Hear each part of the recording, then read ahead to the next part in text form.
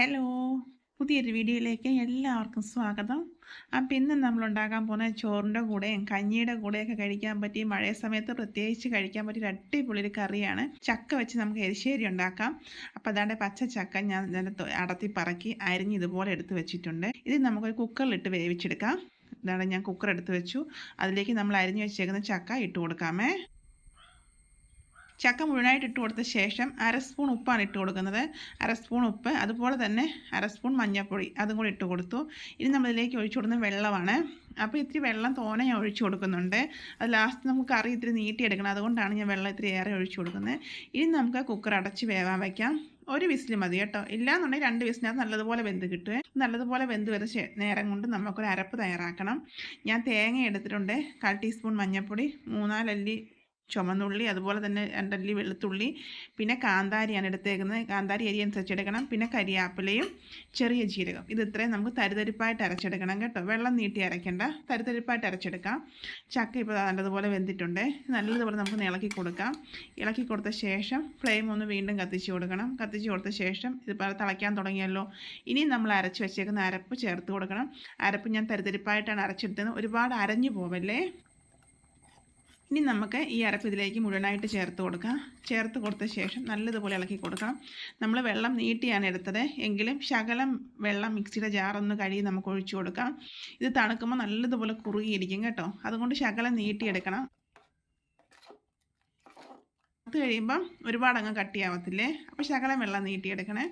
അപ്പോൾ അവിടെ മിക്സിയിൽ ജാറ് കഴിയാൻ ശകലം വെള്ളം ഒഴിച്ചു കൊടുക്കുന്നുണ്ട്. ഇനി നമുക്ക് നല്ലതുപോലെ ഇളക്കി ശകലം ഉപ്പിട്ട് കൊടുക്കാം. ഉപ്പ് നമ്മളിത് ചേർത്തപ്പോൾ ഉപ്പ് കുറവ് കാണും, അപ്പോൾ ശകലം ഉപ്പും കൂടി ചേർത്ത് നമുക്ക് നല്ലതുപോലെ ഇളക്കിയെടുക്കാം. വെട്ടി അങ്ങ് തിളച്ചിതാവണ്ട, എന്നാൽ തള വരുമല്ലോ, അന്നേരം നമുക്ക് ഫ്ലെയിം ഓഫ് ചെയ്യാം. നല്ലതുപോലെ ഇളക്കി കൊടുത്ത ശേഷം നമുക്കൊന്ന് തിളയ്ക്കട്ടെ. വെട്ടി തിളയ്ക്കണ്ട, ചെറുതായിട്ടൊന്ന് തിളച്ച് വന്നാൽ കുമ്പള വരുമ്പോൾ നമുക്ക് ഓഫ് ചെയ്യാമേ. അപ്പോൾ ഉപ്പ് കുറവായിരുന്നു, അപ്പോൾ ഞാൻ ഉപ്പ് ഇട്ട് കൊടുക്കുന്നുണ്ട്. ഉപ്പൊക്കെ നമ്മുടെ ടേസ്റ്റ് അനുസരിച്ചാണ് ഇട്ട് കൊടുക്കേണ്ടത്. ഉപ്പും കൂടി ഇട്ട് കൊടുത്ത ശേഷം നമുക്ക് നല്ലതുപോലെ ഇളക്കി കൊടുക്കാമേ. ഇളക്കി കൊടുത്ത ശേഷം ഒന്ന് നല്ലതുപോലെ ചൂടായി വരട്ടെ. അപ്പോൾ ഈ മഴ സമയത്തൊക്കെ നല്ല ടേസ്റ്റാട്ടോ കൂടെ ഇങ്ങനെ കഴിക്കാൻ. ചക്ക എരിശ്ശേരി എന്ന് പറയും, അടിപൊളി ടേസ്റ്റാണ്. അപ്പം ചക്ക എരിശ്ശേരി ചോറിൻ്റെ കൂടെ ആണെങ്കിലും കഞ്ഞിയുടെ കൂടെ ആണെങ്കിലും നല്ല ടേസ്റ്റാണ്. അപ്പോൾ വെക്കാത്തവരുണ്ടെങ്കിൽ ഒന്ന് വെച്ച് നോക്കണം കേട്ടോ, എല്ലാവർക്കും ഇഷ്ടപ്പെടും. നമ്മളിതിനകത്തേക്കും തേങ്ങയൊക്കെ വറുത്ത് ചേർക്കുന്നുണ്ട്, അപ്പോൾ ഒരു പ്രത്യേക ടേസ്റ്റാട്ടോ. നല്ലതുപോലെ ഇളക്കി നല്ലതുപോലെ ചൂടായ ശേഷം നമുക്ക് ഫ്ലെയിം ഓഫ് ചെയ്ത ശേഷം ഇനി നമുക്കൊന്ന് കടുക് വറുത്ത് കൊടുക്കണം. ഇതാണ്ട് ഒരു പാൻ അടുപ്പിലോട്ട് വെച്ച് കൊടുത്തു. അതിലേക്ക് നമുക്ക് വെളിച്ചെണ്ണ ഒഴിച്ചു കൊടുക്കാം. വെളിച്ചെണ്ണ ചൂടാകുമ്പോൾ 1/4 ടീസ്പൂൺ കടുക് ഇട്ട് കൊടുക്കാം.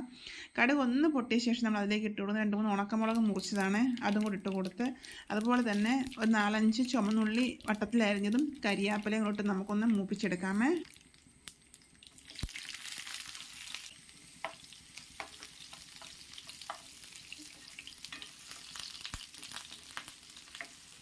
തേങ്ങയും കൂടെ ചേർത്ത് വറുത്തെടുക്കുമ്പോഴാട്ടോ ടേസ്റ്റ്. അപ്പോൾ ഉള്ളി ഒന്ന് മൂത്ത് വരാറാകുമ്പോൾ നമുക്ക് തേങ്ങ ചേർത്ത് കൊടുക്കാം. ഒരു 2-3 സ്പൂൺ തേങ്ങ മതി കേട്ടോ, ചെറിയ സ്പൂണിന്.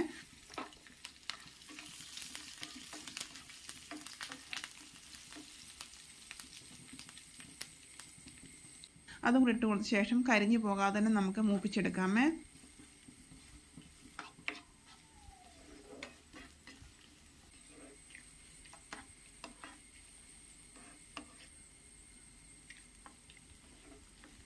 നല്ലതുപോലെ ചുമക്ക മൂത്ത് വരണം കേട്ടോ, കരിഞ്ഞു പോകാതെ മൂത്തെടുത്ത ശേഷം നമുക്ക് നേരെ കറിയിലേക്ക് ഒഴിച്ചു കൊടുക്കാം. അപ്പോൾ ഇങ്ങനെ എല്ലാവരും ചെയ്യാറുണ്ട്, കാരണം ചക്ക കിട്ടുമ്പോൾ എല്ലാവർക്കും ചക്ക എരിശ്ശേരി വയ്ക്കാൻ ഇഷ്ടമാണ്, എല്ലാവരും വെക്കാറുമുണ്ട്. അപ്പോൾ അറിയാത്തവരുണ്ടെങ്കിൽ ഇങ്ങനെ ചെയ്ത് നോക്കണം കേട്ടോ, തീർച്ചയായിട്ടും ഇഷ്ടപ്പെടുവേ. അപ്പോൾ അതാണ്ട് നമുക്ക് മൂപ്പിച്ച ശേഷം നേരെ കറിയിലേക്ക് ഒഴിച്ചു കൊടുക്കാം. പിന്നെ വേണമെന്നുണ്ടെങ്കിൽ നിങ്ങൾക്ക് ശകലം മുളക് പൊടി ഉണ്ടല്ലോ, വേണമെങ്കിൽ ശകലം ചേർത്ത് കൊടുക്കാം. അപ്പോൾ ഞാൻ ചേർത്ത് കൊടുക്കുന്നില്ലേ, നിങ്ങൾക്ക് താല്പര്യം ഉണ്ടെങ്കിൽ മാത്രം ചേർത്ത് കൊടുത്താൽ മതിയേ.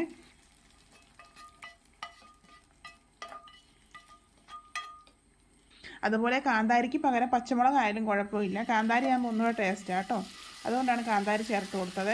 അപ്പോൾ പച്ചമുളക് കാന്താരിയും ചേർക്കുക, അതുപോലെ മുളക് പൊടി വേണമെന്നുണ്ടെങ്കിൽ മാത്രം ശകലം ചേർത്ത് കൊടുക്കുക കേട്ടോ.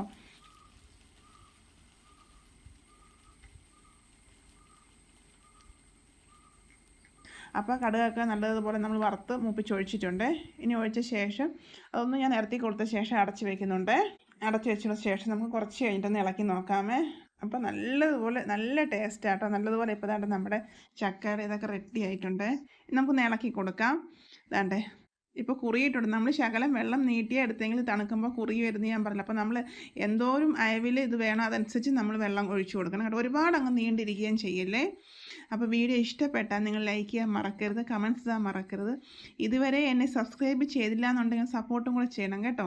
അതുപോലെ തന്നെ നിങ്ങളുടെ ഫ്രണ്ട്സിനൊക്കെ വീഡിയോ ഒന്ന് ഷെയർ ചെയ്ത് കൊടുക്കണേ. അപ്പോൾ ഈ ചക്കയൊക്കെ കിട്ടുമ്പോൾ ഇങ്ങനെ ഉണ്ടാക്കി നോക്കണം കേട്ടോ. പ്രത്യേകിച്ച് മഴ സമയത്തൊക്കെ നല്ല ടേസ്റ്റാണ് ചക്കയും കഞ്ഞിയും ചക്കയും ചോറൊക്കെ കഴിക്കാൻ. അപ്പോൾ ഇങ്ങനെ ഒന്ന് ഉണ്ടാക്കി നോക്കണം കേട്ടോ. അപ്പോൾ ഓക്കെ, ബൈ, താങ്ക് യു.